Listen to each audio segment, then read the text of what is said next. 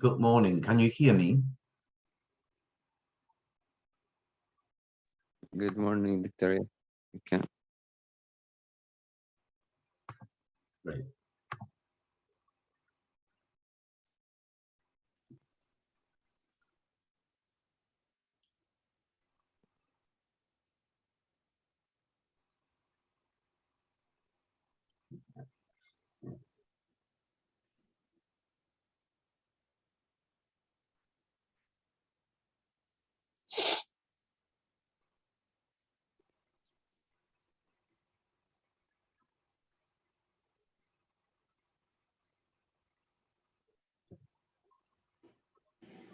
Mr. Khaled?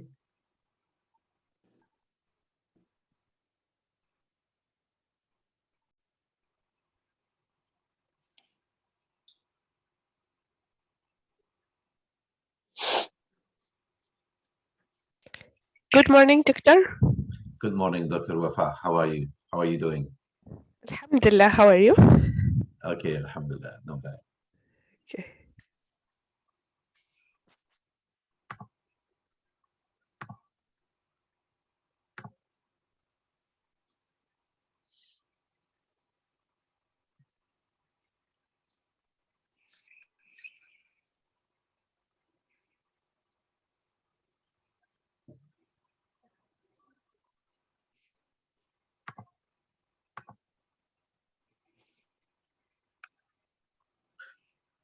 Okay, probably I think I should start.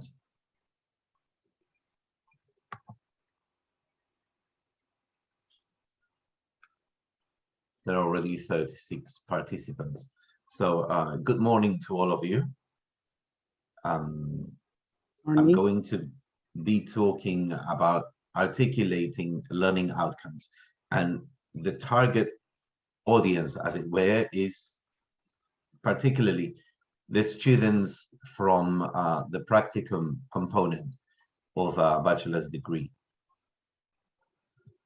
Let me start by expressing some key principles.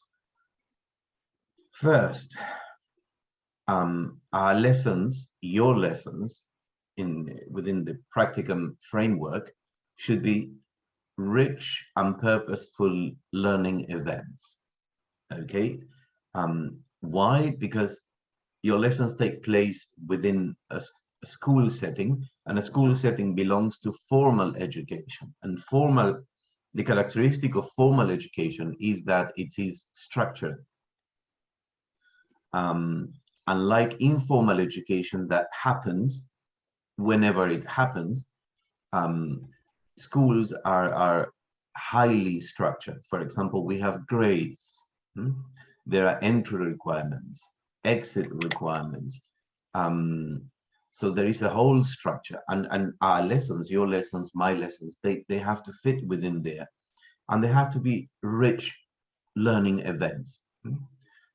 We cannot have students or children in our classrooms for 5 hours, let's say a day, 25 hours a week, and those are not rich events, encounters.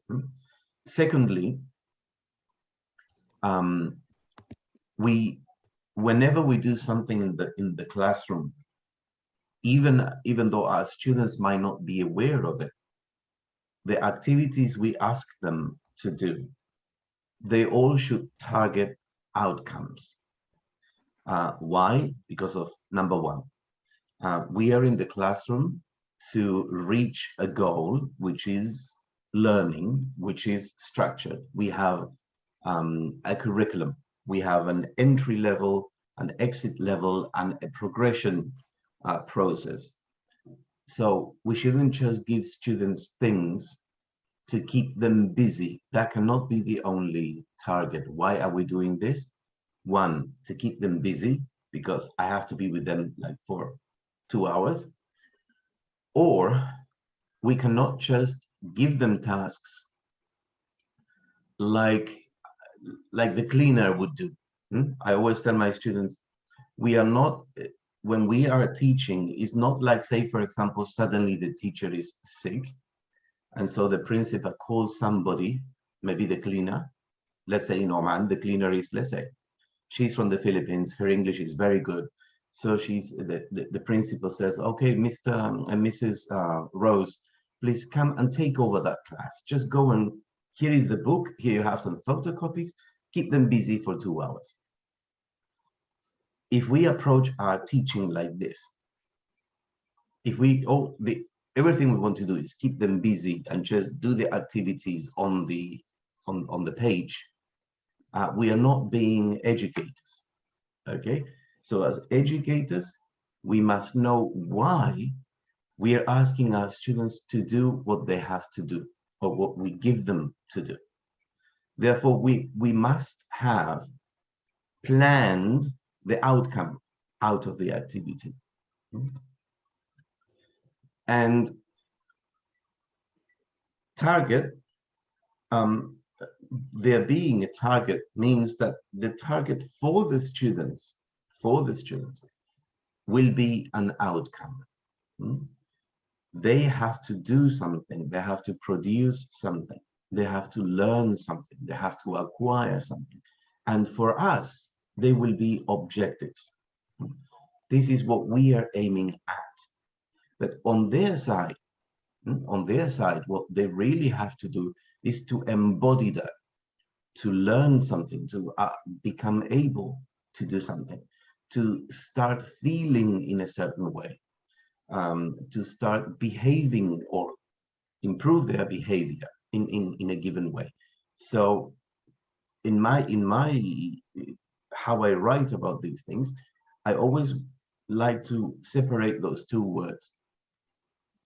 Their objectives, in a way, for me as a teacher, they are my targets, my objectives. But when it comes to the students, they're not just objectives, they have to become outcomes. Why? Because they will be measured. If they haven't reached that level, if they haven't been able to meet those outcomes, to produce those outcomes, they will not pass.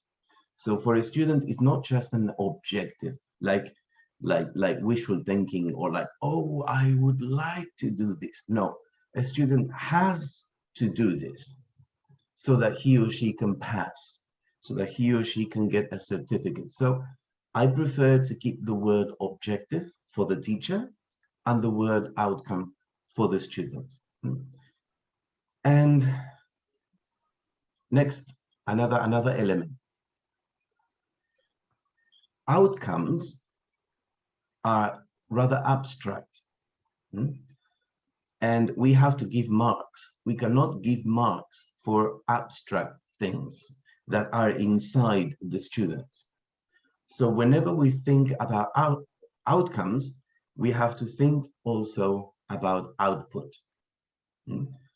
I can only see what you know, and I can only see what you can do if you show me that in very concrete things. For example, let's say the output is that our students will be honest, that they will not cheat, that they will be honest learners.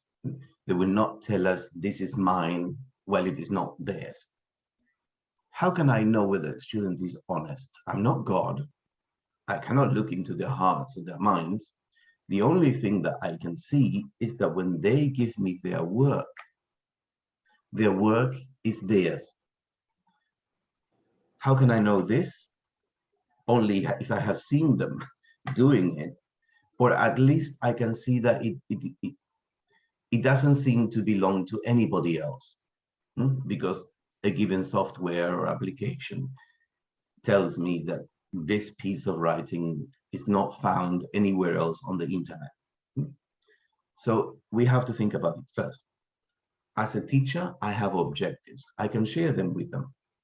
But for students, they cannot hang around objectives. They have to become outcomes.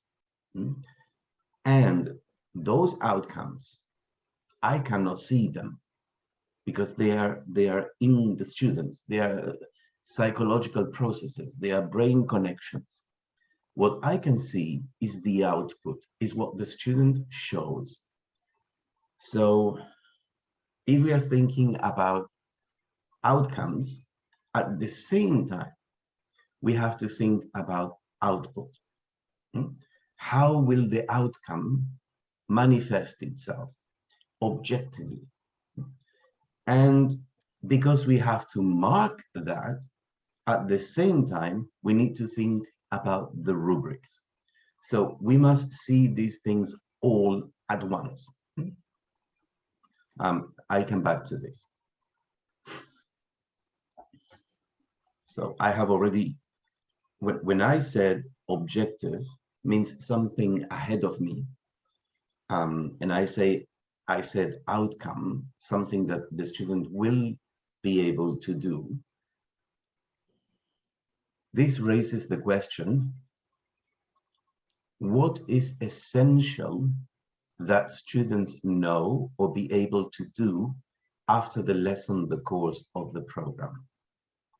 When we are talking about objectives, outcomes, output, what we are thinking is, what do students have to do? And so when we look what they have to do, yes, but okay. When I say do, I don't just mean do like an activity. The real question is, what are they going to learn? What are they going to be able to do? Not just do. For example, if I tell you the outcome, the student outcome of this lesson is that students do activity 1. That doesn't guarantee learning. I cannot do anything with it. Do activity 1. We are not in school to do things. We are in school to learn knowledge or to learn skills or to learn or improve on attitudes and so forth. So we cannot stay at the level of doing. This will come back. That I'm introducing it now. We cannot say, what are my students going to do? They're going to fill gaps. This is not learning yet. This is not what we mean by learning outcomes. They are going to fill gaps. It's just, it doesn't show me much about their learning. So we have to, as teachers, we cannot just think, oh, they're going to fill gaps, or they're going to answer multiple choice questions. This is just the mechanics. The question is, why are students filling gaps? Why are students answering multiple choice questions? This is the pedagogical issue. This is what outcomes and objectives, this is what everything is all about. And this has to be clear to us. So when you combine, when we combine all these things, we see that there are several elements. Learning is movement. Learning is change. We are going somewhere. If we are not going anywhere, if we are always in the same spot, on the same spot, no new learning is happening. So the learning outcome for the students, which is my learning objective, is the destination. We want to get there. But we need to know why we want to get there. And this is the difference between calling the cleaner or the cleaning staff member to take over the class and being a teacher. The cleaner will take them to the classroom. If she, I'm talking about English classes. If she speaks good English, maybe she can even teach better than me. If she knows how to tell stories, she might make the class even more interesting than me. But the cleaner will not necessarily, probably will not, understand the reason why our students on a Wednesday morning doing this? Why are they filling gaps at 9 o'clock on a Wednesday? So the teacher needs to know why they are filling these gaps, these peculiar gaps, on a Wednesday morning. And when you go to your practicum or we go to our classes, we need to know the reason why. And the reason is always part of that structured learning that we want to see happening. Why? Because they need to learn this week on a Wednesday, because on Thursday, I'm going to move on to the next topic. So the teacher cannot just plan this lesson. The teacher always has the curriculum in mind. What are the overall outcomes of this whole semester? And how do I get step by step, خطوة خطوة, واحدة واحدة, from here to there? So that's okay. So we have a destination. The teacher needs to know the reason. What is the motivation? What's the why? What's the what for? And thirdly, we have the vehicle or the instrument. If we are talking about learning, the instrument is the brain and the nervous system. The brain. Excuse me, Dr. Said, just may I Yes. remind 10 participants to mute their mics, please? Yes, I think We somewhere there hear is some sounds. a lovely baby, I think, yes. Yeah. So, yeah, so sweet. Okay, so the instrument that we are going to use is the brain.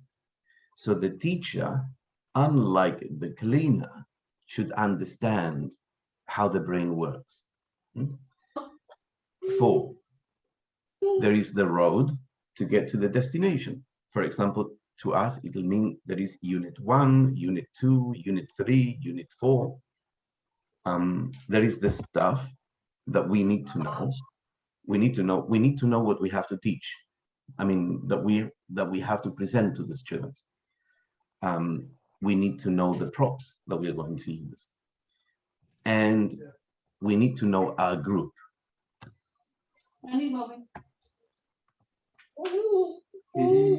So we need to align, and we need to align as teachers, and that's why we are trained. We need to align the neurodevelopment stage of the student.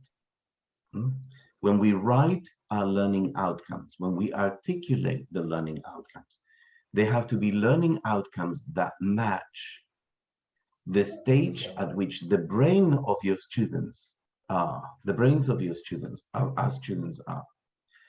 So for example, if as we are in Rawda Tamhidi, so the brain of our students is developing certain skills. The brain of our students is making some connections right now. This is what I have to target. This is what I have to target. Let me see. Yeah, let me see. Hang on a sec. I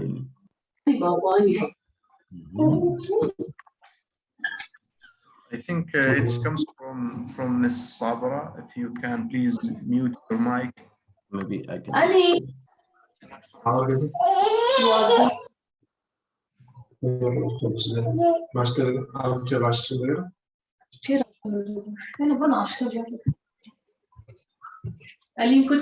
where's Aline? Okay, let me see. I think it's Sharita.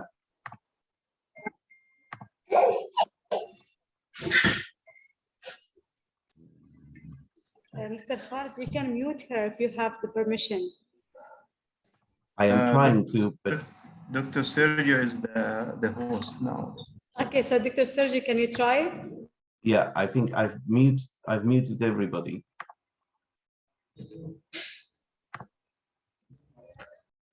But they're not mute. I'm pressing the mute everybody, but it just doesn't happen. Okay, now there is no more sound. Good.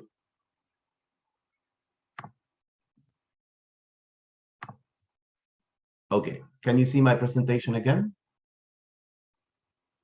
Oh yeah, now you cannot tell me because I've muted you. Yes, yes. Yeah, okay, thank you. So as teachers, we need to know the neurodevelopmental stage the students are at. In general, ministries have already organized the school years in this way, like cycle 1, cycle 2, and then post-basic. These things are connected to the development of our students. Secondly, we need to know the intellectual maturity of a student. If we have 5 students who are in the same stage, at the same stage, it doesn't mean that they are all equally mature. You can see that at home. If you have cousins, maybe you have many cousins who are more or less the same age, but they're not all mature in the same way, even intellectually speaking. And then we need to know that the models that we use correspond the context. Why is this important? Because our outcomes cannot be written, cannot be set, our objectives cannot be set without taking this into account. Also, the techniques and materials, the activities, and the resources, they also have to match, have to be aligned. I cannot write a learning outcome that I can actually not do, that my students will not be able to do in the classroom. This is very important also for ministries. Like say, you cannot say the learning outcome for this course will be that students will be able to write emails. If at the same time, number 3, in the classroom, there is no way in which they can actually write emails. Of course, you can say we will simulate the process on a piece of paper, but that's not the real thing. Or we cannot have a lot of psychomotor outcomes. For example, if a classroom is packed with students where they cannot move, or it is more difficult to have group work if the class is too crowded. So this is important to know as well. When we write our outcomes, I mean the learning outcomes for the students, we need to know that there is a match between the techniques that we want to use, the activities, and the resources that we have. So here we have more or less the map. On the one hand is us, the teachers. We have our teaching objectives, and on the other hand are the students who have to produce those outcomes. But we can only see the outcomes in the output. For example, if I say students will be able to write an essay, I can only know whether they can write an essay if they have written 1 or 2 or 3 essays for me. So we always have to think when we write an outcome, an LO, an outcome, we need to think, okay, what will this be shown through? How can my students show me this, that they can do this? So we cannot write we shouldn't write an outcome that cannot be shown. For example, I don't know, students will love Shakespeare. First of all, that shouldn't be an outcome because we cannot fail a student, because once we have an outcome, if the student doesn't meet the outcome, the student will fail. So we cannot put an outcome like that. Students should love Shakespeare. So if a student doesn't like even Shakespeare, are we going to fail the student? Secondly, how can the student really show me that he or she loves Shakespeare? How can I know that that love is real love? So these outcomes are rather useless. So we have to think, my teaching objective will become a learning outcome, but the learning outcome can only be seen in the output. And if I have an output and I have to give marks for that, then I need rubrics. So all these four elements are developed together. For example, if I say, I want that my students can actually debate without fighting. Okay, this is my objective. The outcome for them will be that they can actually debate, talk about an issue, even debate an issue in an organized way, showing respect towards each other, giving each other a turn to speak, and blah, blah, blah. So this will be the outcome. Now, how do I know that they can do this? If I organize 2 debates a month, this is the output. Then how do I know that the student has actually produced the desired outcome? If I develop the rubrics. So for example, I will put 1 mark if students know how to take turns, 1 mark. I will give another mark if the students can finish the debate within the given time constraints, like within 20 minutes. I will give them another mark if the ideas were clever. So all these 4 elements go together. One without the other is not as meaningful, maybe it's not meaningful at all. So when you are developing your outcomes, when you are articulating your learning outcomes, you have to think about this. Okay, this is the learning outcome. How can the student show me? What are they going to produce? And again, this has to be something that their brain can do right now. If I am in grade 5, I cannot ask them describe what is beauty. Why? Because their brain cannot do that yet in grade 4. So I can ask them, for example, what do you think is beautiful? This they can do. What is beauty? They cannot do that. This is important. Next, what will I include? What will I target? They have to be the basics. Most of the time, they have to be the basics. And what do we mean by basics? They are the things that no student can pass the course without knowing or being able to do.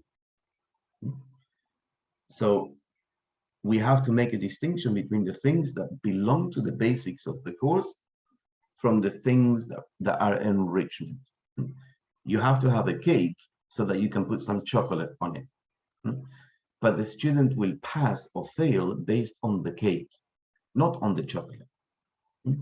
Secondly, imagine you have students who have learning disabilities. You are not going to have extra workshops with them to deal with the enrichment stuff. No, you're going to deal with the basic stuff, because without this stuff, they cannot pass.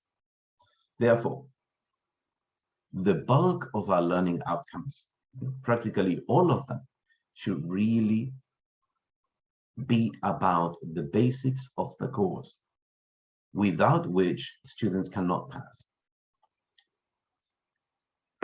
And what kind of things can we target? So now I'm talking, I'm going to write learning outcomes. What kind of outcomes can I expect from the students? Basically 3 kinds: knowledge outcomes, cognitive outcome, abilities, strategies and skills, and attitudes and values. So things that students should know, things that students should be able to do, things that students should show that they are, or that they cherish, they value. So let me say a bit more. In a language course, what should students learn? This is important. When you write your learning outcomes, you take your textbook, you look at it, and you have to think, okay, what do I have to do with this? Secondly, in this question, the real question is, what do my students have to learn from this? So my students will be learning from this what? Concepts and ideas. This is very easy. It's usually the theme or the topic of the unit. So as a teacher, when I go to the classroom, I'm not going there to teach only the present simple. I am also going there to deal with concepts and ideas. If I'm in grade 11, in grade 12, and the topic is work, this is there because next year they will leave school.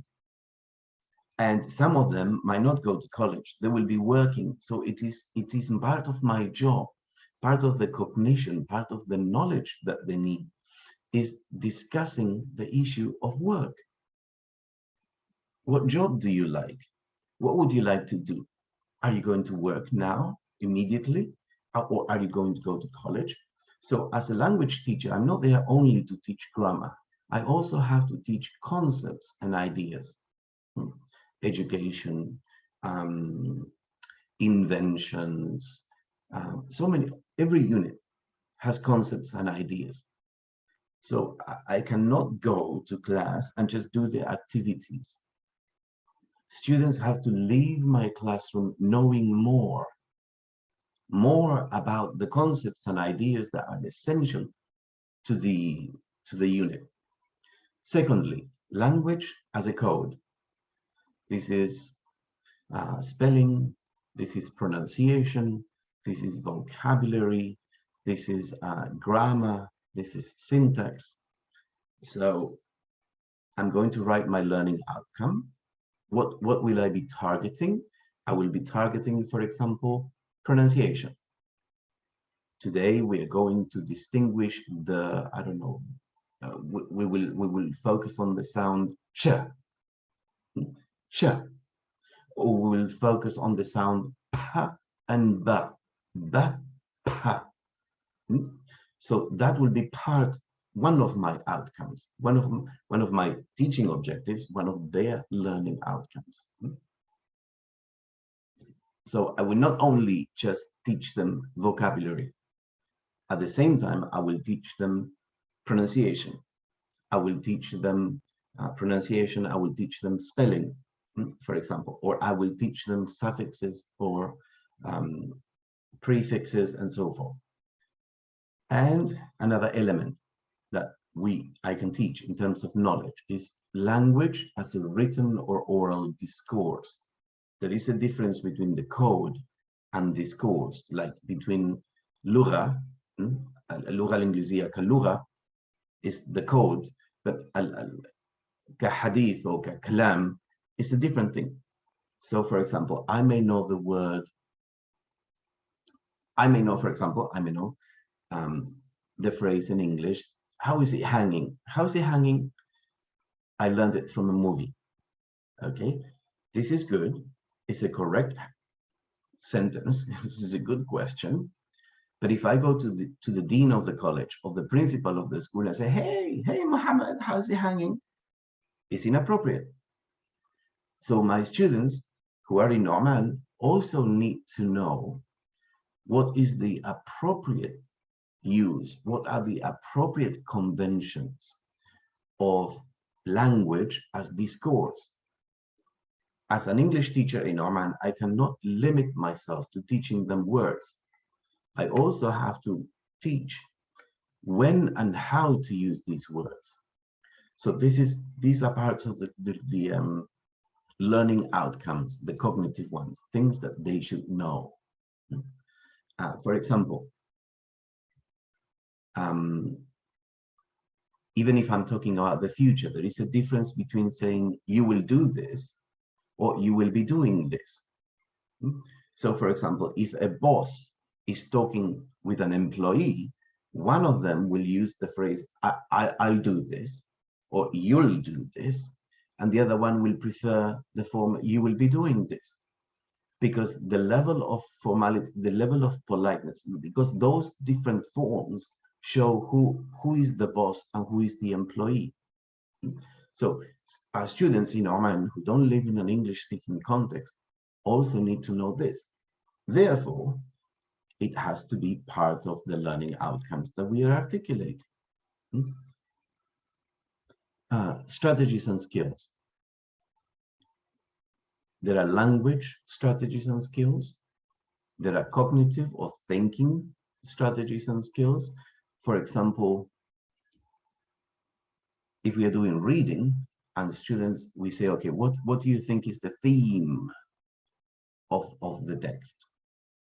So we will tell them, okay, look at the title, look at the headings, look at the pictures, read the captions under the pictures. This is a strategy. This is a strategy. Is how what you do to try and find out what's going on without just by looking at. This is a strategy. So we will also teach that. Therefore, it should also be an outcome, a learning outcome that we articulate. We have interpersonal outcomes. For example, that students give each other a chance to ask questions, that students work together. We have intrapersonal, that students are aware of how much they know already and how much they still have to learn, that they learn why when they come to class at 8 o'clock, 7 o'clock, 7:30, they're hungry, why they are falling asleep. We see Hamoud is always sleeping. So Hamoud should also learn in my class to understand his own body, why he feels so sleepy in my class, early in the morning, after the night. And psychomotor skills, for example. We can say our students will work in groups. Hey, then we need learning outcomes that have to do with working in groups. So for example, if they're going to work in groups, probably they will have to rearrange the tables and the chairs. There are learning outcomes that have to do with this. There are learning outcomes that have to do with movement, that have to do with balance, that have to do with coordination. So that students, for example, move the tables and the chairs without making a noise, so that other classes are not disturbed.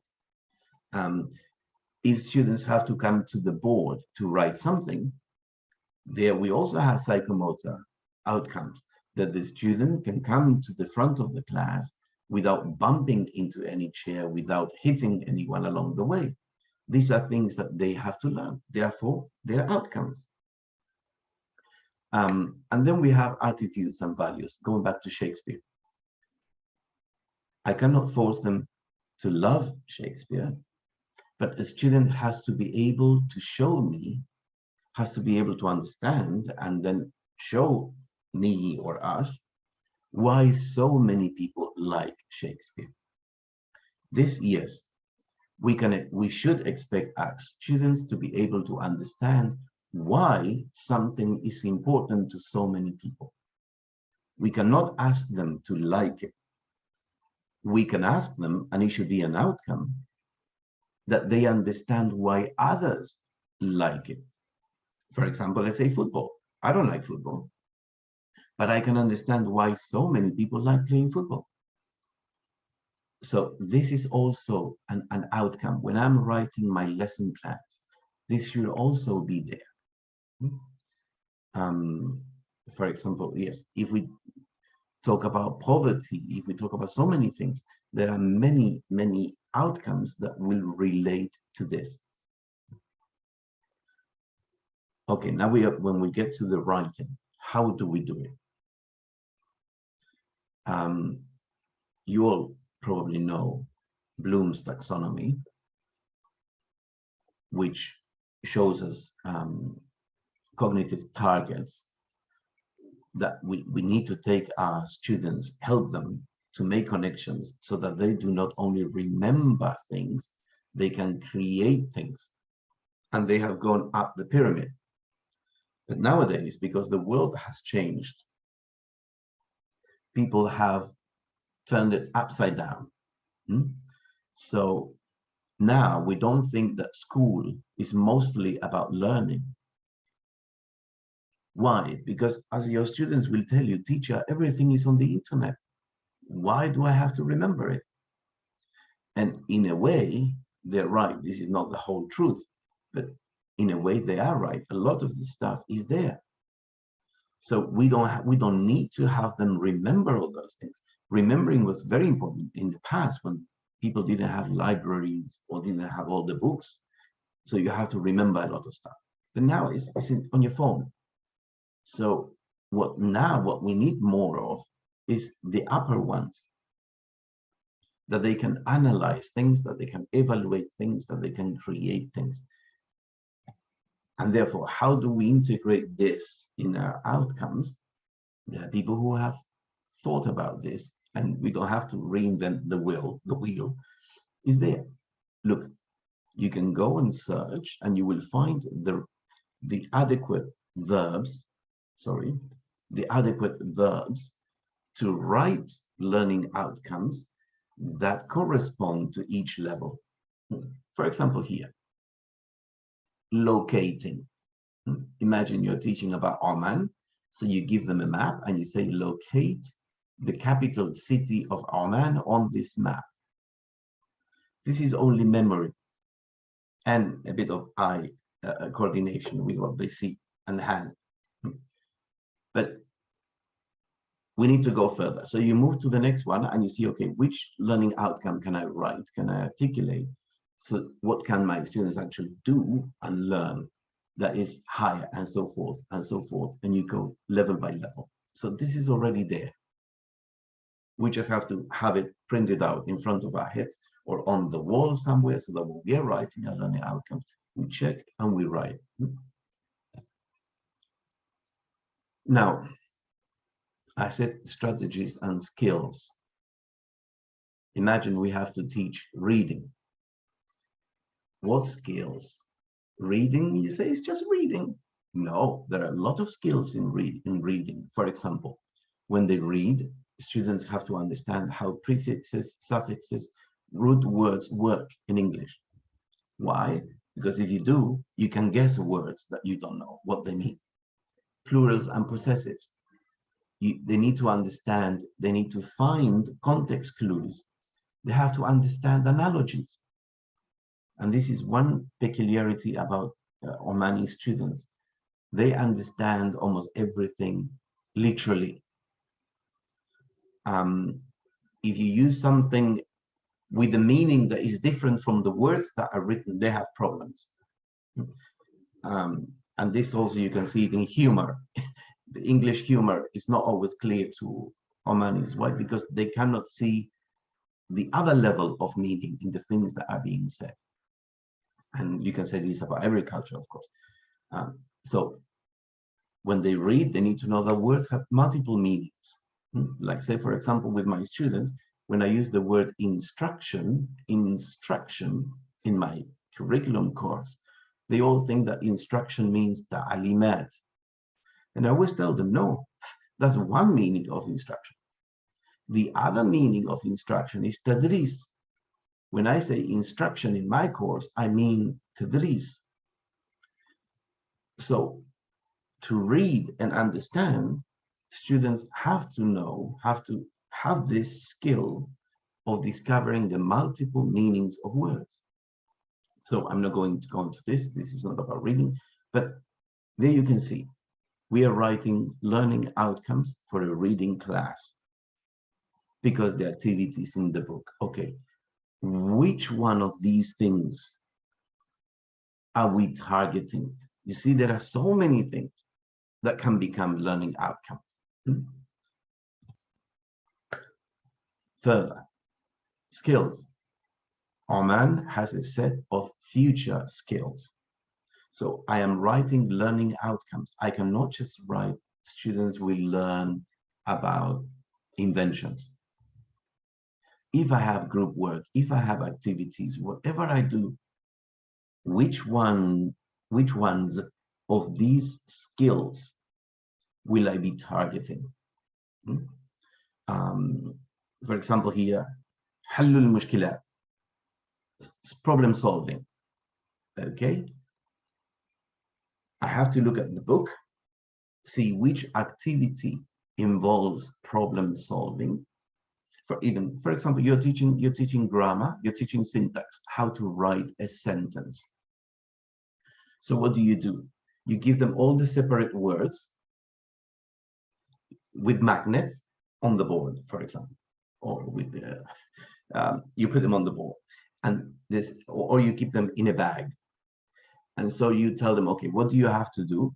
You have to take the words out of the bag and organize them in such a way that they become a correct English sentence and meaningful English sentence. So you write your learning outcome, and you will write, students will be able to write good sentences. That's not bad. That's not all. When you give them the blocks and they have to build the sentence, you're doing this. حل المشكلات. So this should also be another learning outcome in your lesson. In my lesson, students will solve problems. What is the problem? All these words separate and not organized, random words that have to become meaningful sentences, meaningful and correct sentences. So we have to learn to see in what they do, what they should actually be learning. For example, العمل الجماعي والتعاون. So they have to work together and they have to cooperate. I'm going to have them work in pairs. So what they do, work in pairs, they also do it, not just because I have to put them together. The book says work in pairs. No, it's because they have to learn how to work together, how to organize their tasks when they are together. For example, they're in a group, they have to write a paragraph. One student is good at spelling. The other one has a wonderful vocabulary, a repertoire. So what does it mean? That the student who is good at spelling will check the spelling. The student who is good at vocab will look at the words and put beautiful words into the text and the right words. So it's not just they will work in a group because the book says work in groups. No, they are working in groups because they have to learn to work together. They have to learn to cooperate. And if they have to learn to do this, then this is an outcome. By the end of this lesson, students will demonstrate that they can work together. They can organize their tasks, and that they can tap into the talents that are in the group to perform in the best way possible. So you see, we just have to understand that students do not just do things. They have to do things because by doing those things, they will learn something. For example, another one, there you have القراءة بلغتين العربية والإنجليزية. Okay, so this is a skill that every Omani children should develop. I cannot have a reading lesson and they don't read, and I have seen it many times. Why? Because this is one of the skills that they have to acquire. So again, I cannot stop here, but I'm just giving you examples how all these learning outcomes, all the dhuruf are there, the circumstances are there. Let me check. Yes, I will have to pipe down. When we write the learning outcomes, what should we know? They have to be at the service of the aims of the course, as we said before. Secondly, they have to be deserving of being there. They have to be non-trivial. They shouldn't be stupid. They have to be clear.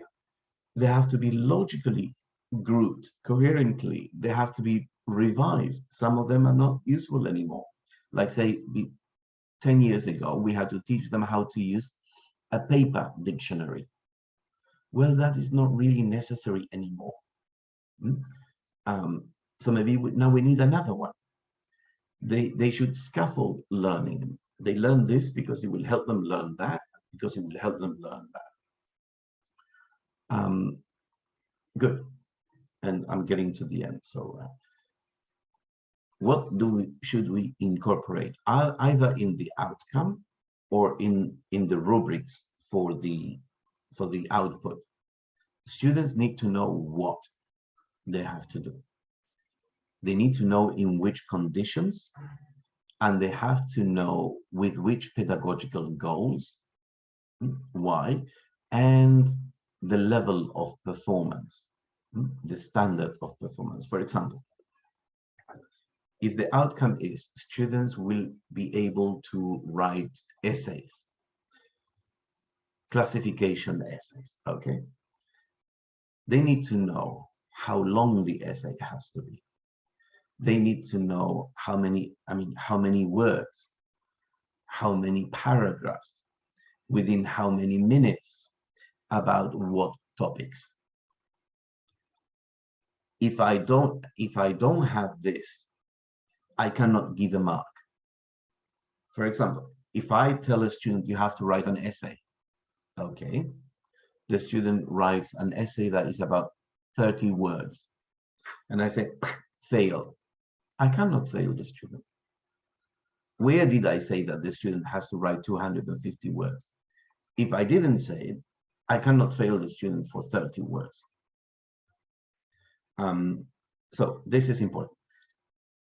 When we articulate our learning outcomes, and at the same time, we specify the output, we have to specify what they will do, how they will do it, the time and the level of performance. For example, I can say, in grade 12, they have to write an essay using the vocabulary of grade 12. So if I read the essay and I don't see any of the words from grade 12, the marks will go down. So this has to be there. And this is necessary, because otherwise we will get a student who writes the same thing in grade 5, in grade 6, in grade 7, in grade 8, in grade 9, in grade 10. And so then you get somebody who is 20 years old in front of you and is writing like a child of 10. So we need to incorporate all these elements in either in our learning outcomes, but if we see they're going to become too long, then in the description of the student output. And remember, we have to include the things that will be tested. So, for example, I'm getting to the last part, which is about the examples. Look at the first one.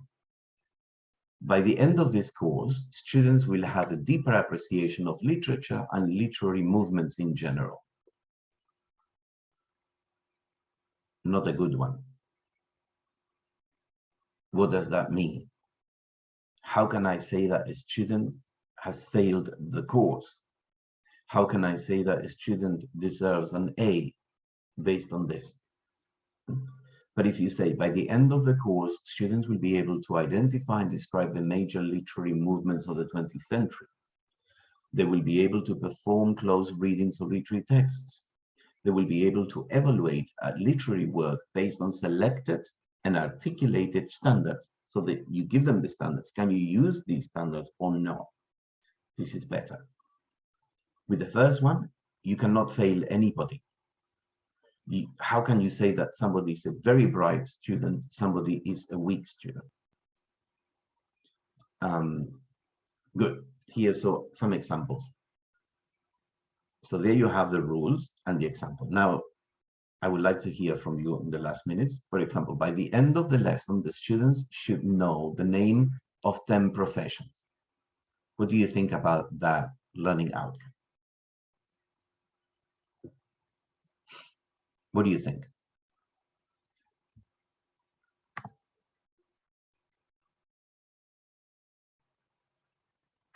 What's the problem with this?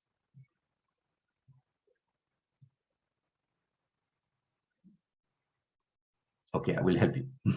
Then we'll go to the second. It goes against rule number 2. A learning outcome should be meaningful, shouldn't be silly. To spend 50 minutes or 2 hours so that the students can learn the names of 10 professions is silly. A student can learn the names of, there should be an S, the names of 10 professions in 5 minutes. I usually tell my students they can learn this while they're in the toilet. If they have the phone and the 10 words are there, they can learn the words. So you don't need to force a student to be in your class for 50 minutes or 60 minutes to learn those 10 words. So it's not a bad outcome. It's not enough. It's not meaningful enough. Is that all? They will pay us to teach 10 words. Look at another one. By the end of the lesson, the students should be able to match words to pictures. What's the problem here?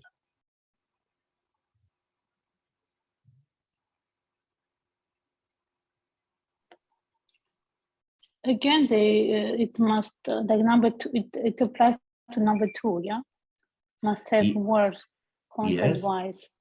And number so one. One thing.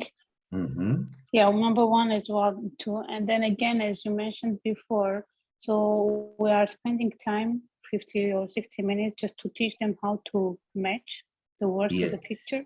Exactly. There are many things. So if they're going to be matching, as I said before, it's not about what they are doing, but why and what for they are doing it. So when I ask my students to match words to pictures, what is the real outcome? It could be vocabulary. So the matching is just like an optician. I just know that, okay, their eyesight is okay, or they are not deaf. But so what are they learning? This is what we always have to keep asking us. When they do something, why, what for? And for example, the other one, by the end of the lesson, the students should be able or should know and be able to find words in the printed Oxford Dictionary. What might be the problem with this one?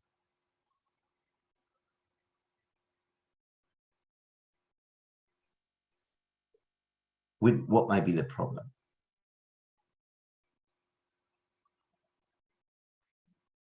Between 1 and 7.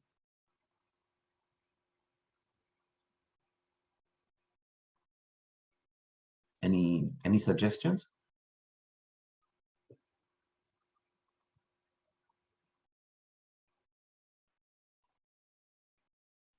It's not specific, it's too general. Okay, what else?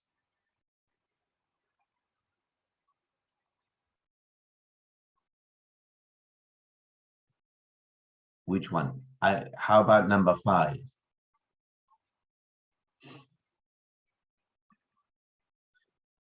In 2021, our students, sorry, we are already in 2022, our students will never, probably never use a dictionary that is a book. They will just take the phone. So before, we had to learn to use a dictionary because they were alphabetically organized. So you needed to know how it works to find a word. Now we don't have to. You just type the word. You don't need to know that the B comes after the A and the D after the B. You just write the word and you have it. So, okay, that's important. Look at the last one, the red one, the one in red there. This is actually from one of my students. By the end of the lesson, the students should know the meaning of the words tourist, foreigner, bus, and plane. More or less is what he wrote. What's the problem with this?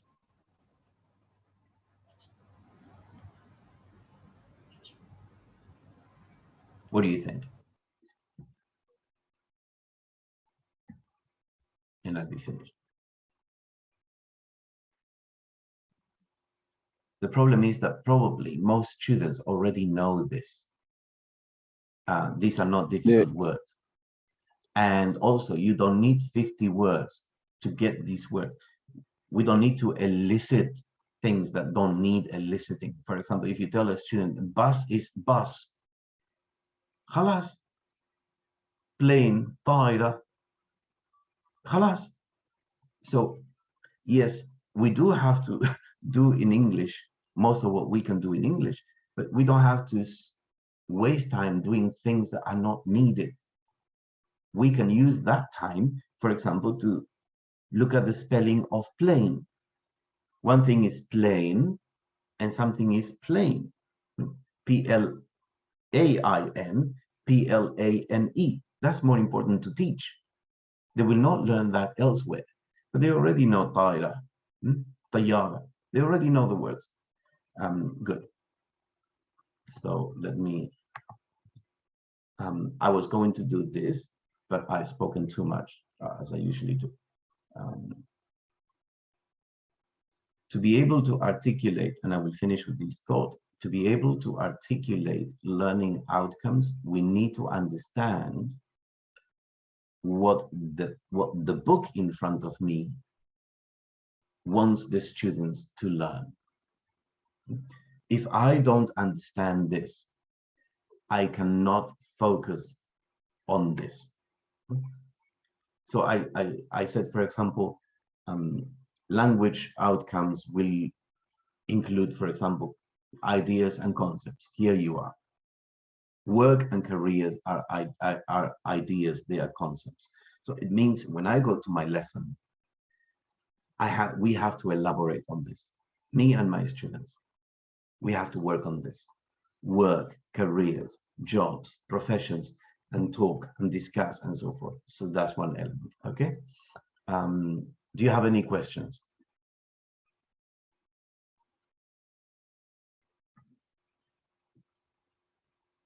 No questions?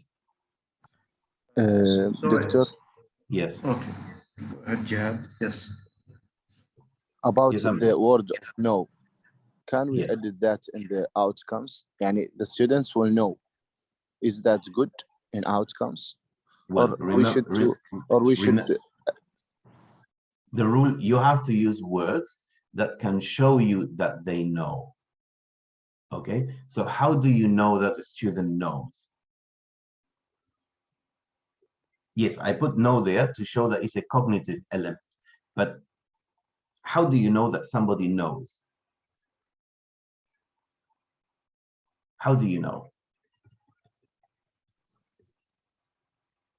These things help you know that somebody knows. For example, if the students can name the parts of something, means that they know the parts of something. So in your learning outcome, what you will put is the verb that correspond to the level of knowledge. Okay, instead of saying my students know the kinds of words that are in English, word types or classes, instead of saying this, you will write students are able to name or to identify the word class to which different words in a sentence belong. So this is a very good question, and I'm grateful to you for it. So I included the word know with the intention of implying cognition. But when you write your outcome, you have to use verbs that can show that the cognition is there. Because if you have 10 students, they all know something, but the depth of their knowledge is different. And we will know this because some will remember the word, and some other ones will understand the word. How do we know we understand? Because they can explain it. Some of them will not only remember and understand, they will also be able to apply. So for example, a student will be able to identify that if I say the cat is on the table, the word is the present simple of the verb be. But another student, I know that he knows more or she knows more because when he or she has to make other sentences, they actually do it correctly. So your question is very good.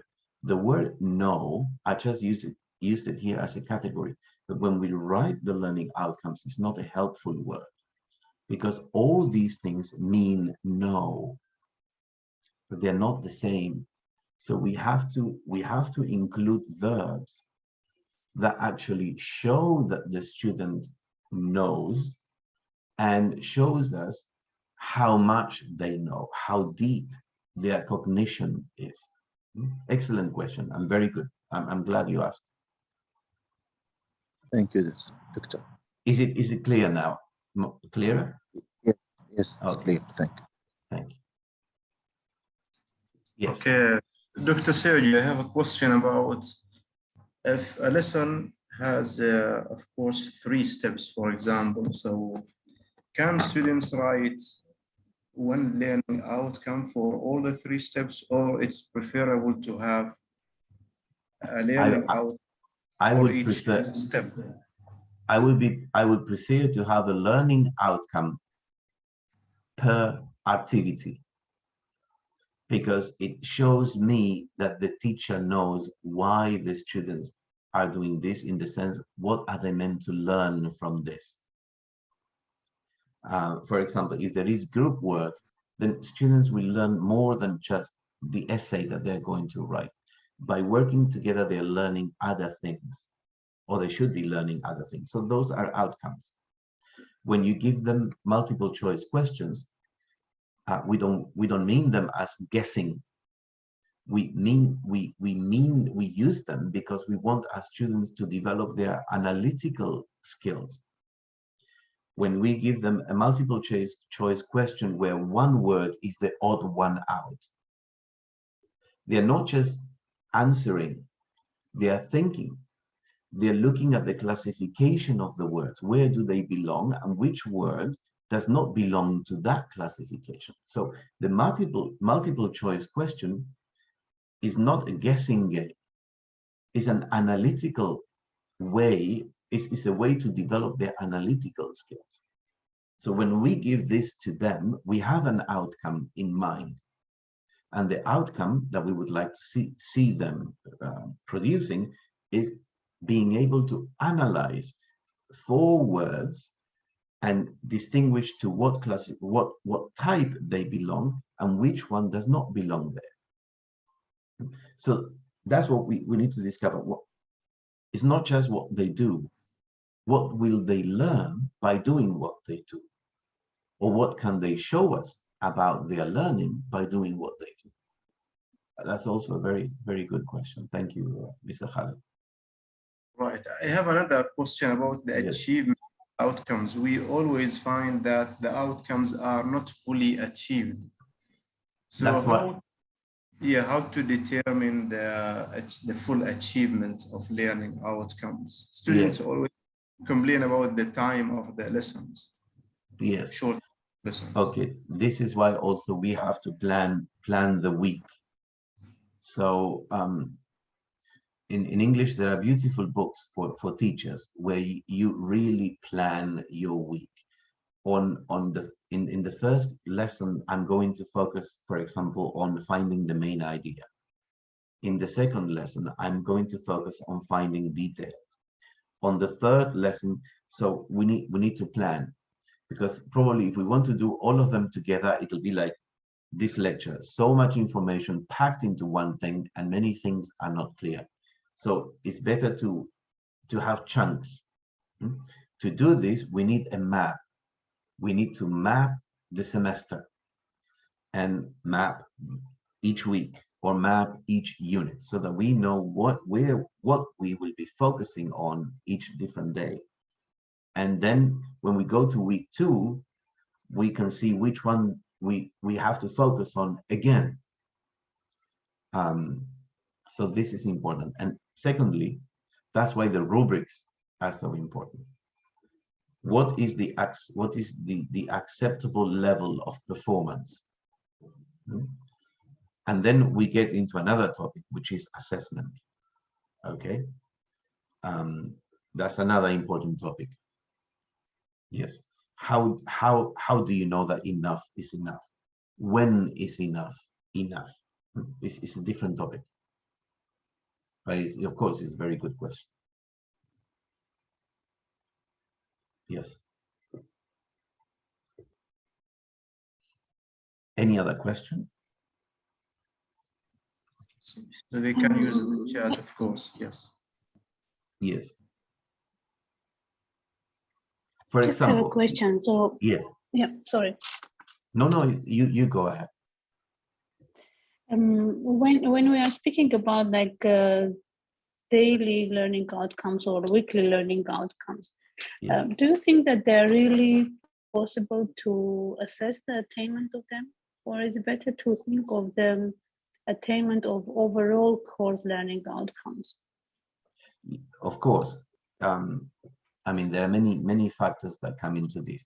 That's why the distinction between basics and enrichment is very important. So, what are the things that we think and the students should know are the ones that will show that they are ready for the next stage? So here we will have to, and you see, that's why this issue takes us onto another issue, which is the issue of differentiation. Because in a class, there are different kinds of students, and I cannot slow down the fast learners, and I cannot rush the slow learners. But all of them have to meet the basics, have to know the basics. So this is another issue. As we said, assessment, now we have differentiation. So at least sometime during the week, I should have, as a teacher, maybe 1 or 2 hours where the class is no longer done as a big group, but for example, one method is 4 groups. So I will prepare activities that are different for 4 different kinds of students. Knowing that all of them have to meet the basics, have to know the basics, be able to do the basics, because if they don't, they will not pass. But then, for example, imagine the last week of the month, I will have a day when they will work in 4 different groups. So I will have the weakest students, I will have the weaker students, I will have the okay students, and I will have the high flyers. 4 groups. So every day when I see my students work, I will start placing them in groups. When we come to that part of the month, I will develop 4 different kinds of stuff for the 4 different groups. So why? Because they all have to reach the basic outcomes, what you call the core outcomes. But this should not be a limitation for those who can do more. And for those who are going very slowly, they have to do this, otherwise they will not pass. Like, for example, we have students in grades 8 or grade 9, who can't quite read in English. So something has gone wrong. Nobody has paid attention to that. But we also have other students who are very bright. I don't mean that the other ones are not bright, but they are not mature at the same level, who haven't developed as much as they could have. Why? Because they were slowed down by the attention given to the other groups. So we need moments in our teaching where we give students what they need or what they can do. So that's another issue, the issue of differentiation. Again, a very good question. They're all really practical questions, and we can never lose. Thank you.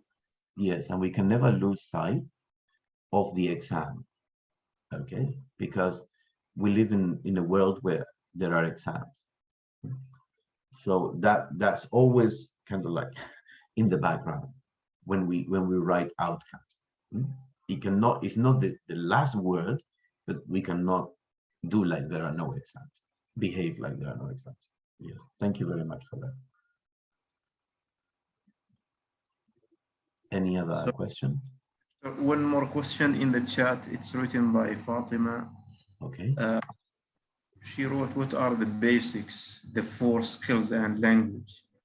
Yes, well, the basics will be level dependent, grade dependent. So in grade 1, the basics will be a number of things in grade 2, in grade 3, in grade 4, in grade 5. So it's not just the typical language skills. For example, using the verb to be is one of the basics, yeah, but it's not a basic in grade 12. Nobody should be in grade 12 who cannot sufficiently well use the verb be. So the verb be will be the basics for the lowest grades. Then say modals, the modal verbs. That's not basics for grade 12. That is down the line. So the basics are different in each grade.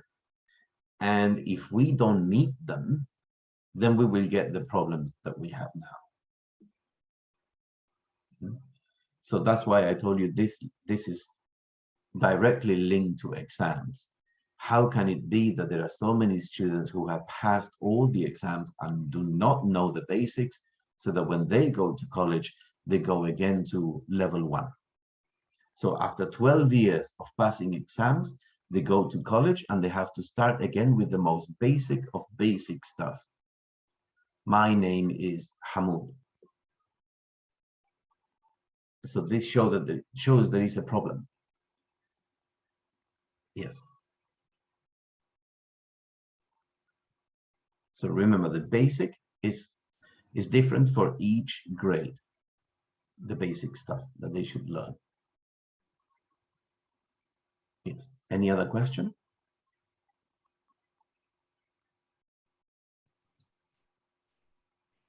So is there any other question